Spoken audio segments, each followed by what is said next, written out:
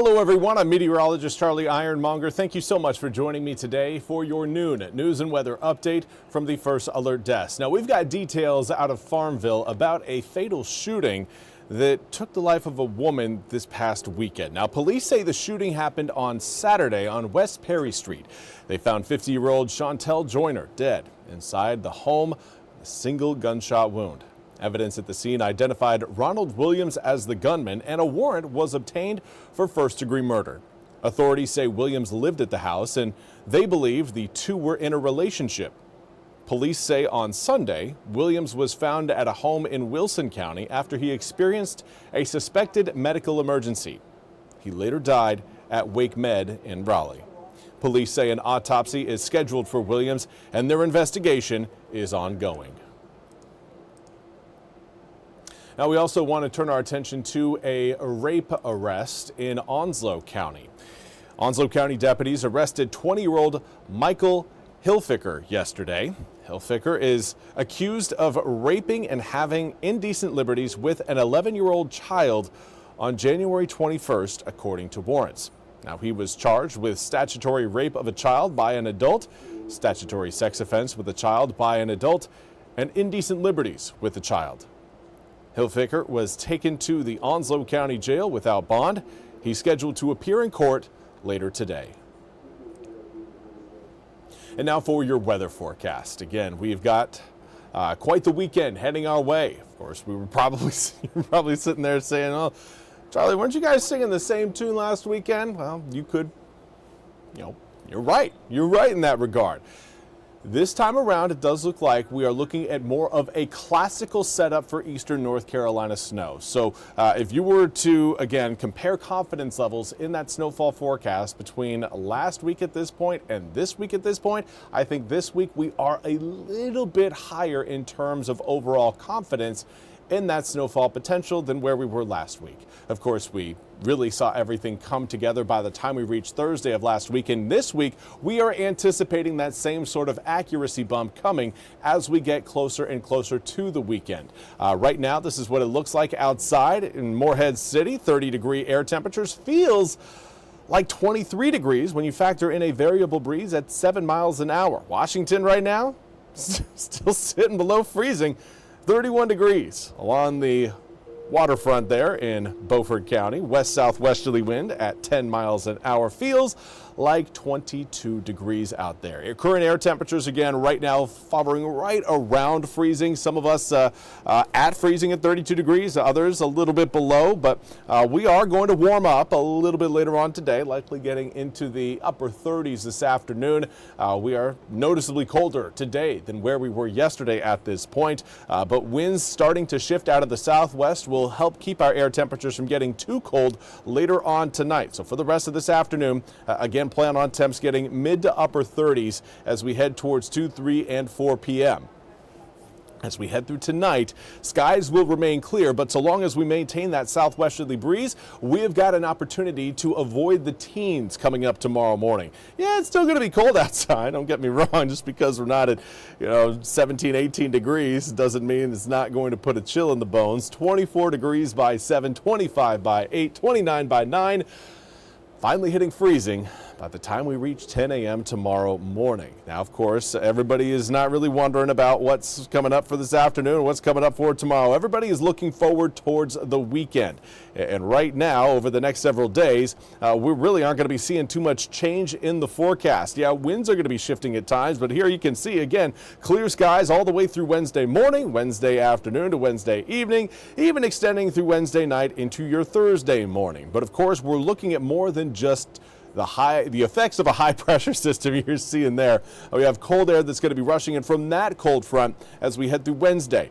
That front will give us our next shot of some cold air. Another front will be moving across pretty much that same area as we head through Wednesday night into Thursday morning, only reinforcing that cold air over eastern North Carolina, keeping it in place and keeping our air temperatures from getting, well, back into the 40s for one, but certainly keeping our air temperatures well below freezing as we head through the next really several nights. We're going to be looking at hard freezes all the way into the start of next week. Now, of course, we got to talk about the weekend, and this is a model forecast, which means it is not exact. There are errors within this forecast. Now, being able to pick out where the errors are is what, again, meteorologists really get paid to do. But again, normally I would avoid showing this type of outlook just because of the uncertainty present. But here we go, going to kind of walk you guys through what we are currently seeing model-wise when it comes to this upcoming weekend. Kathy Foster, what about Onslow County this weekend, Kathy? Hold on tight. Here we go. We're going through all of eastern North Carolina, not just Onslow County. And it all starts with that area of low pressure you're seeing there coming up just in the bottom portion of your screen. That is the source of the moisture that is going to be driving this system. It is going to be a deep low. That means it's going to be very strong and will have very strong winds around that central circulation. We are looking at extremely strong wind speeds along the Outer Banks, so much so that we could be talking not just, of course, about your snowfall forecast, but a potential for some coastal flooding along the Outer Banks, particularly on the northern Outer Banks and then sound side along Ocracoke. Now, let's advance this a little bit further. That's Friday. We're not anticipating the snow to truly start until we get into Saturday. Saturday morning, though, when most of us wake up, we could be looking at snowflakes coming down. This is the latest run from the European model, which, with regards to last weekend's system, was the more accurate model of the ones we have access to here at the Weather Center. Now, that low pressure system, the position of that is going to determine how much snow we potentially see. This is kind of a sweet spot for us. If you're hoping for snow, this is the best way for all of eastern North Carolina to get it. Where that pink line, well, the pink line you're seeing down there near Hilton Head Island, that is the true freezing line. But of course, you can kind of extrapolate that out in that pink line between the blue over on the left-hand side of the low, and then the green on the right-hand side of the low. That pink is that transition between rainfall, sleet, and freezing rain. So that line is essentially our freezing line, and so long as that is draped right there, pretty much right along the coast, just about all of eastern North Carolina is going to be set up for snowfall. Even, like Kathy said, even in Onslow County.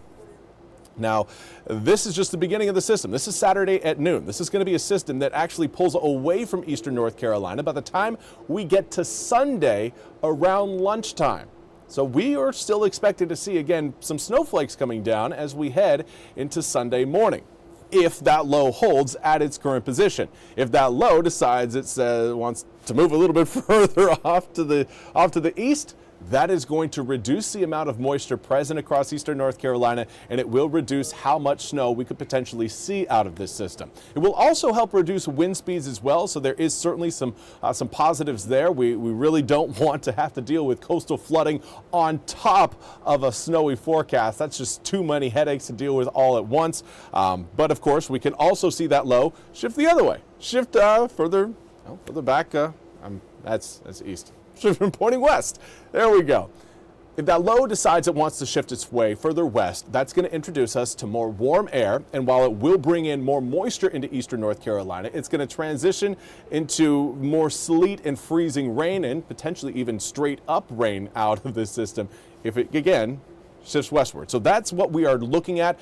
The reason why we don't have a clear track on that low is because the low does not exist yet. It has yet to form. And the jet stream, again, is still going through some motions, trying to figure out exactly where it wants to set up before that low comes into existence, because it's that jet stream that is going to be carrying that low right across, really just off the coast of the Outer Banks, moving from really off the coast of Charleston to off the coast of Hatteras and then out into the Atlantic. So again, this is a system that there is certainly still uncertainty with it. I want to make that absolutely clear. What we are showing you right now is not an absolute certainty. But over the past few model runs, it has been a fairly consistent picture, which is why, again, I am showing it to you. If we saw these model runs bounce back and forth a whole bunch, then it wouldn't really make a whole lot of sense to give you guys that image, because it'd basically be like showing you the wrong answer for a test question. Right now, we are, again, gaining more confidence that this solution is not only a possibility, but it's looking more and more likely that it will be what we see. But again, I'm not anticipating we see full confidence until we get into Thursday. By that point, the low will exist and we'll have a pretty good track on it. So let's take a look at your full 8-day forecast, what we've got coming up. I'm going to take my face off of here and you can again take it in. The cold temperatures. It is going to remain cold for tomorrow, day after tomorrow, Thursday, Friday, Saturday, and Sunday, though, going to be quite a bit colder. 28 degrees for your high on Saturday, 30 degrees on Sunday. Note both days with air temperatures below 32 degrees, especially with that overnight low of 17 degrees, means that anything that continues to fall. Remember, this is looking like a Saturday morning to Sunday around lunchtime system. And that means we will continue to see at least precipitation come down Saturday night into Sunday morning when those air temperatures are that low. Now, and go through some of those questions. Lynn Jones, I thought my poor pines looked bad last Saturday. I can only imagine what they will look like this Saturday. And it looks like we're going to make some snow cream. Yes, this right now is looking like a snow cream opportunity. Probably the best one we have seen this so far that I know. So far this year, Charlie, it's only been a month. But again, so far we'll call it this winter. This likely looks like our best snowfall forecast. And now, Joshua Armstrong, do you foresee it shifting west? It is still a possibility. There is, again, still a range of where we could see that low end up. I think that low could end up tracking as far west as I-95. But then I could also see that low tracking as far east as maybe 50 to 75 miles off the coast of the Outer Banks. And that will really reduce the amount of moisture flowing over that cold air and really reduce, again, our snow potential. So the current run right now is looking like the way we get maximum snowfall out of this system. But there is still plenty of time for things to adjust, things to shift. It's one of those, right now we're still kind of in a wait and see pattern to see if the model data holds as it is. Now, Jenny Van Horn, I don't want none of it. I want spring. Jenny, the good news is that each day that passes is one day closer to growing season. I've got blueberry plants that I ordered way too early this year. Right now they are inside in pots and I cannot wait to get them out in the ground to again avoid me forgetting about them, not watering them, and then I end up with dead plants right when everything is supposed to start growing. Now again, Barbie, Mom Me, says no snow. Paul Ridgway moved here from Arizona last April. Bring on the snow and a lot of it. Paul, I'm with you there. Just for everyone out there wondering, I have gotten my sleds down out of the attic for this weekend. Just if you want to tell about what the meteorologist is truly thinking, meteorologist isn't going to get the sleds down unless it's looking pretty good. Now, do you know about how much snow we could get? Jenny Van Horn. That is the $1 million question. Oh, if only I could answer that right now. Whew, that would be nice. But I would, I'm not going to put out any sort of expectations just because the variance could be really wide. We could see anywhere between a trace to an inch all the way up to possibly, 6, 7, maybe even up to 8 inches of snow, depending on your location. There is just such a wide, a wide range of outcomes right now that trying to, again, give you guys a number of, the amount of snow you could potentially see, I don't want to give you such a big range that it's kind of useless. It's one that it's, well, anywhere from 0 to 7 inches of snow, but that's not really going to help you prepare all that much, because preparing for 0 inches of snow and preparing for 7 inches of snow, completely different scenarios. So right now I hate to do this to you, Jenny, but I am going to again decline to answer that question, but do understand that we are looking at certainly impactful snow, and right now it's looking more and more likely that we will see more on. We'll see more impactful snow. We have a better chance of seeing measurable snow across eastern North Carolina right now than we do of seeing no snow at all. But yeah, you guys, great questions. I want to thank you all so much. Juanita, Catherine, Jenny, Kathy, Paul, Barbie, Lynn. Thank you all so much for joining me over on Facebook. You guys asking these questions, again, help people who may not be here live with us right now to understand exactly what's going on. And again, have those questions answered, because I'm sure they will have them too.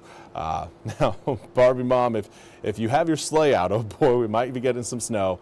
Inches is a lot for ENC. Barbie, you are 100% right. You know, a 3-inch to 4-inch snowfall event for eastern North Carolina, that's impactful. That's impactful. That will, again, shut some things down by the time we get to Monday. Certainly roads are going to be rough out there, particularly secondary roads, but I think the DOT now has they've had a few weekends to practice putting down that brine, and I think, again, we're going to be hopefully seeing excellent road treatment from our DOT crews that will make travel not quite as treacherous by the time we get to Monday, but again, I'm not anticipating we are going to be seeing too much going on Monday, other than sledding, kids out of school, and again, snow on the ground. Because again, Monday, real quick, another look at your 8-day forecast. Monday, high 34 degrees. It's not going to melt everything away, but yeah, we will. Getting too caught up in my own thoughts. I'm excited about the snow. I want it to snow, but also I want to be a responsible meteorologist and make sure that I give you guys the truth versus what I am hoping for. I don't want to give you a wish cast. I'm looking to give you an actual forecast. So with that, we will wrap this up. Again, I do want to say thank you to everybody again who's joined me over on Facebook with your comments, your questions. It's been very enjoyable. Appreciate you guys being here. We'll be back with more news and weather coming up at the top of the hour, 1 o'clock. Until then, have a fantastic rest of your Tuesday. We'll see you back here in just a bit.